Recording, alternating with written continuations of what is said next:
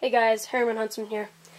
Today I wanted to talk about a mouse problem that I've been having at my house lately. Every year we get quite a few mice in our window wells, but we never have really had them inside to a point where we can hear them, smell them, and we've actually put some stuff to where we can see that they're in our house.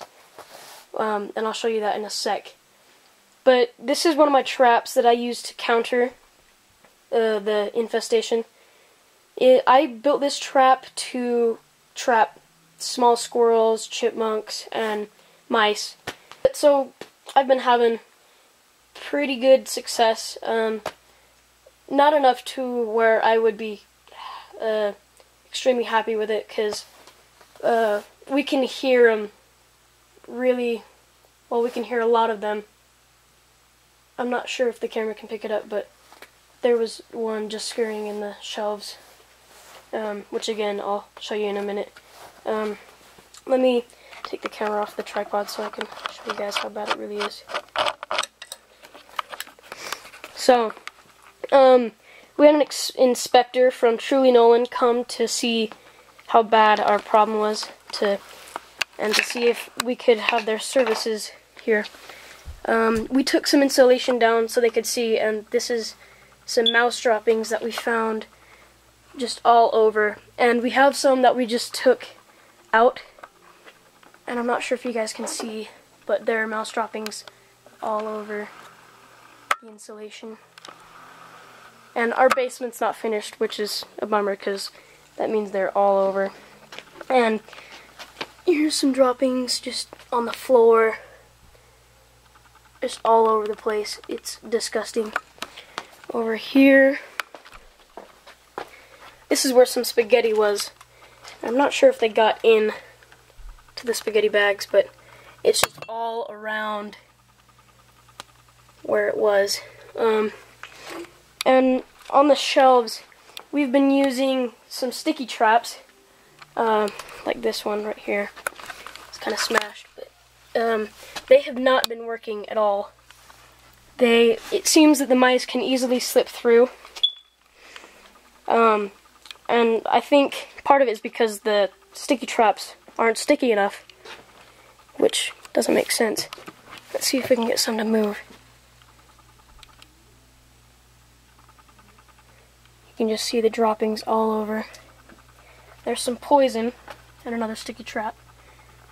The poison, we actually have found 3 dead ones in our basement. And actually 2 of them were babies. And that's not a good sign, because now we know that they're reproducing and they can sustain their colony. And actually, here's one of the better sticky traps. We put peanut butter on it, and it's actually got another baby mouse on it. And in the back we've got another sticky trap and a flat one. So now I'm going to take you up to the pantry, where you can actually see that the mice have been there. And I will actually show you how to set this trap up in the pantry, because I want to move, because I haven't had good success lately. So this is the pantry. We have this baking soda out to see where the mice have been, and we actually read online that if they eat the baking soda, it'll poison them and they'll die eventually.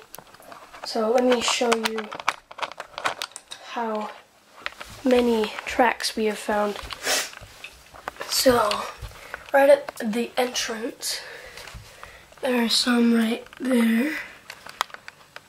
And pretty much all throughout this. Let me find some really good ones. There's some right there. It's not focusing. They're just all over. There's some good ones right there. And from what I can tell, it looks like it's a pretty good sized mouse. One of them at least. And they just go all over throughout the pantry. Got some more over here. And there's a track. There's a track. And I've got some back there, but I don't want to go over there. So usually, let me get this.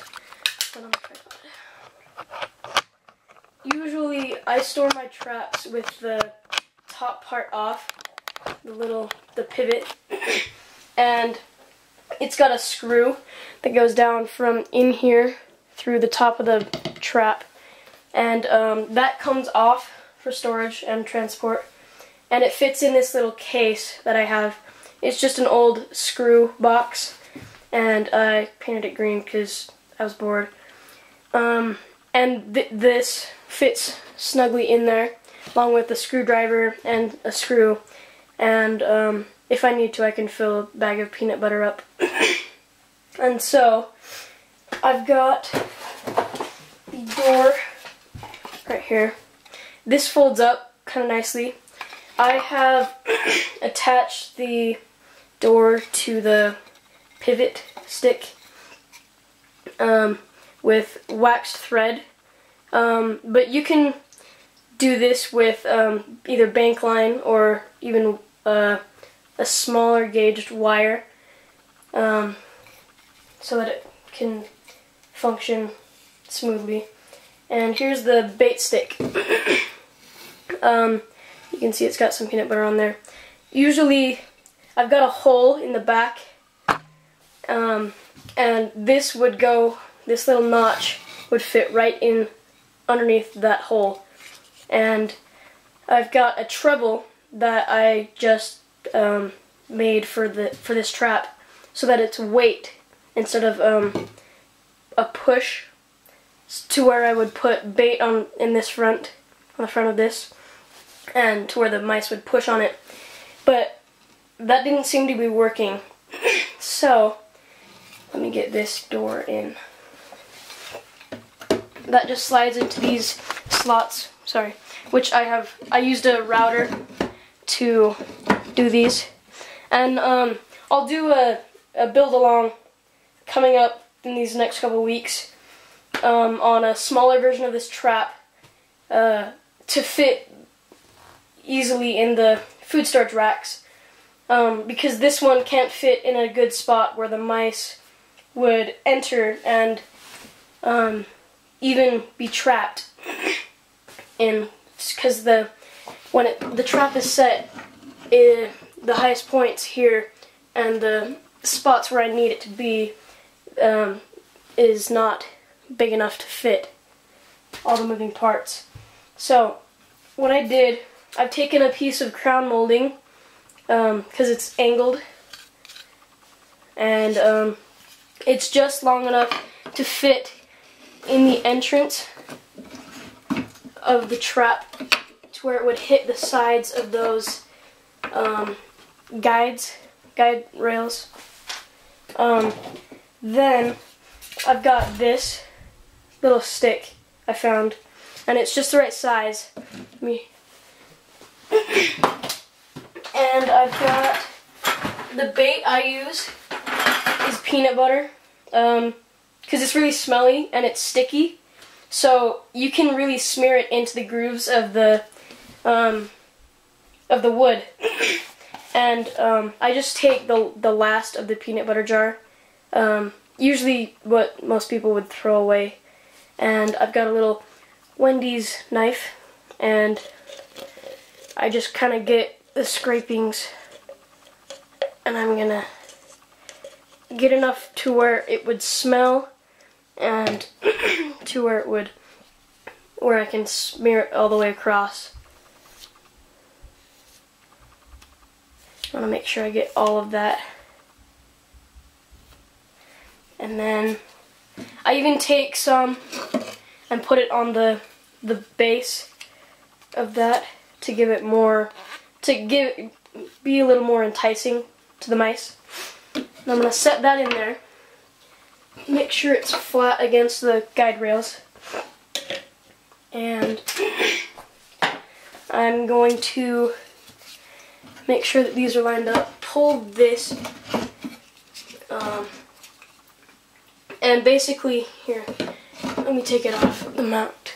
And so you would take the end of the stick and you want to put it just touching the trigger and put it against the front of the crown molding, and then you want to push it all the way down to the point where it's gonna be set off by a mouse or any small creature.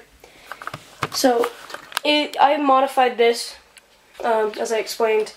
At first I was using that as the notch to where it would hold the door up.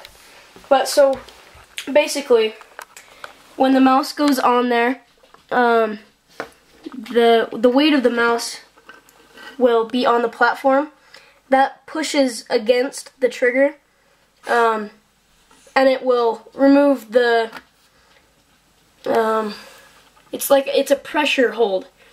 It will take the pressure off the bait stick back there, and that will allow it to set off. Here, let me activate it. So the mouse goes up the platform, and they set that off, and the door shuts. And usually I'll tilt it on its side and open the door. But with this plywood that I had, there was a little hole in it, so I had to put that piece in it. And the mice that I've caught, for some reason they like to sit there, and so when I open the door they can easily jump out. And that's actually how the deer mouse that I caught a couple days ago got out. So I'm gonna reset it, and then I'm gonna show you where I'm gonna put it. So hold on real quick.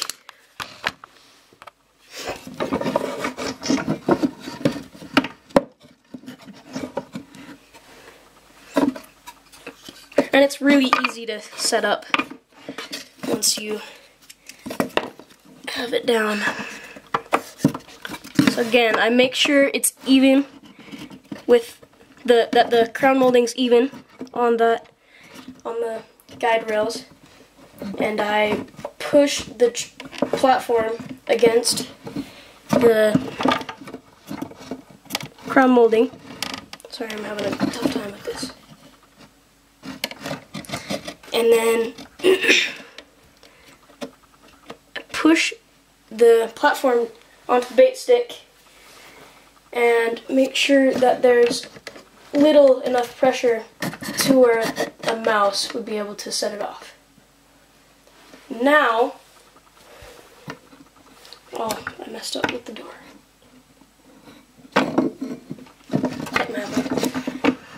Here, one sec. There we go. So with your traps, I put in some weeds and like sagebrush leaves, stuff to get rid of the human and paint smell.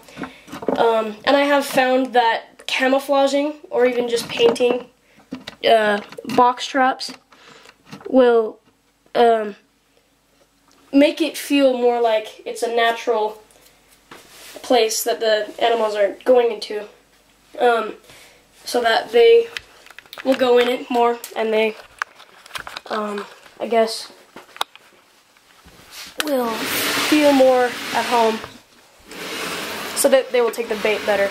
I'm just going to put this in by an area where it's, the activity's been, there's a lot of activity. And so I'm going to leave this overnight, and then I'm going to post whether or not I get success, and I will show you how I get the mouse out of there, and I will show you how I dispatched them. So thanks for watching this video. I hope it was helpful, and I will do the build along in the next couple of weeks to show you how to make a smaller version of this that will have a lighter trigger, so that even smaller mice would be able to set it off. So thanks, hope you enjoyed this.